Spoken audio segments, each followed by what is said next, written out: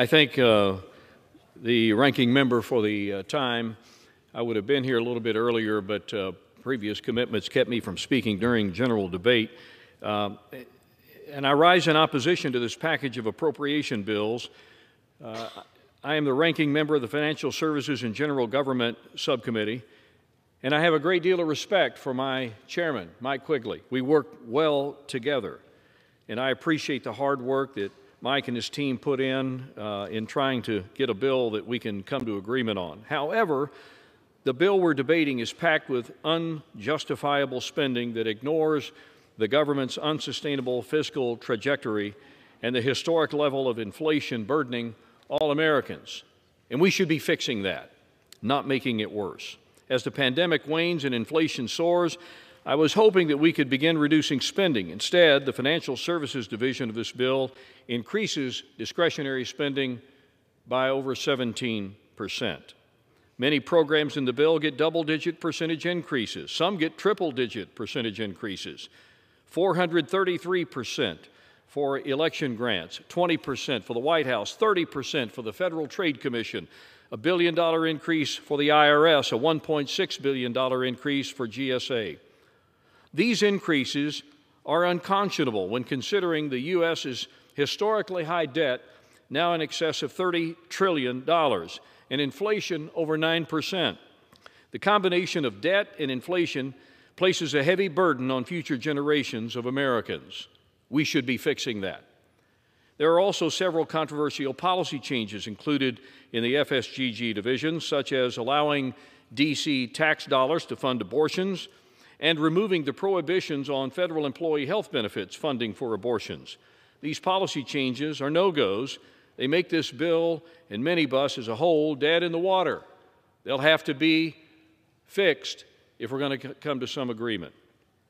We need to continue the long-standing legacy riders and drop the poison pills. We need top-line spending agreement that reduces non-defense and funds national security at an appropriate level. But maybe the larger question about this bill has more to do with how we came up with these top-line numbers. We allowed the four corners of leadership to dictate these top-line numbers. They didn't come out of a budget process. And we have a budget committee over here whose purpose is in part to do that very thing. But that didn't happen. So we kick out numbers that we won't agree to.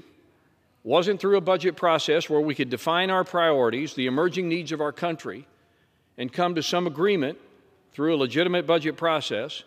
But that's not what happened here.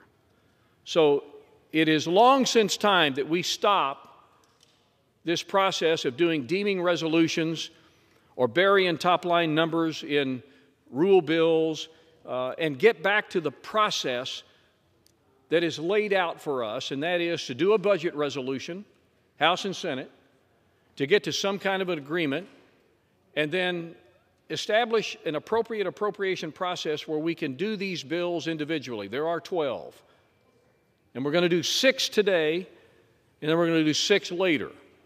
But we ought to be doing them individually, and we ought to give the members of Congress an opportunity, because it's our Article I responsibility. We need to be giving the members of Congress the ability to input on these bills and not just let the four corners of leadership decide what we're going to do or what we're not going to do. So while I oppose this package in its current form, I do look forward to working with my friend Mike Quigley on a bipartisan compromise, at least on the FSGG side, and then perhaps we can do that for the 12 bills completely, and then get about the business of funding the government, which is part of our fundamental responsibility. I do appreciate the time, Madam Ranking Member, and yield back my time. Thank you.